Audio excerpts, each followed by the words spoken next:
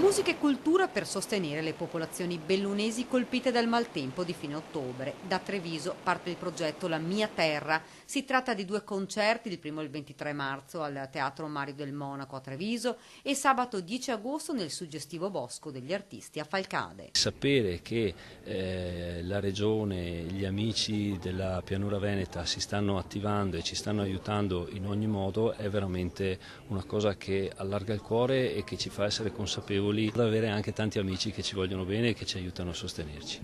Raccontare attraverso la musica la tragedia che ha colpito le montagne venete. Il progetto, ideato dal maestro Diego Basso, porterà sul palcoscenico 54 elementi dell'Orchestra Ritmico-Sinfonica Italiana e 50 giovani coristi dell'Accademia di Castelfranco. Partiremo dalla musica lirica sinfonica per poi passare alle colonne sonore dal maestro Morricone al maestro Piovani a Francesco Sartori, per arrivare alla fine al pop rock che io poi ho trascritto in forma sinfonica, perché noi andremo lì qui in teatro ma poi in montagna con l'assoluto rispetto del volume del suono. Cercheremo di essere così in armonia assoluta con la natura e col posto dove andremo a suonare. Intanto nelle montagne bellunesi si lavora giorno dopo giorno. Per quest'inverno le promesse sono state mantenute e i turisti hanno potuto godere le vacanze con piste da sci aperte ed ora la neve che ha reso il paesaggio meraviglioso. Noi dobbiamo riuscire a ridare entro l'estate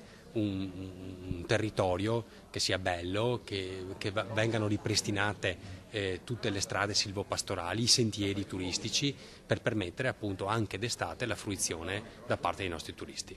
Mi fa veramente piacere che parta dalla nostra città, dice il sindaco Mario Conte, un progetto che porterà la cultura sia a Treviso che nel cuore del disastro. Noi non ci dimentichiamo quello che è successo e vogliamo aiutare a far ripartire le popolazioni bellunesi. Gli appuntamenti dunque il 23 marzo al teatro alle 21 e a Falcade il 10 agosto alle 11:30.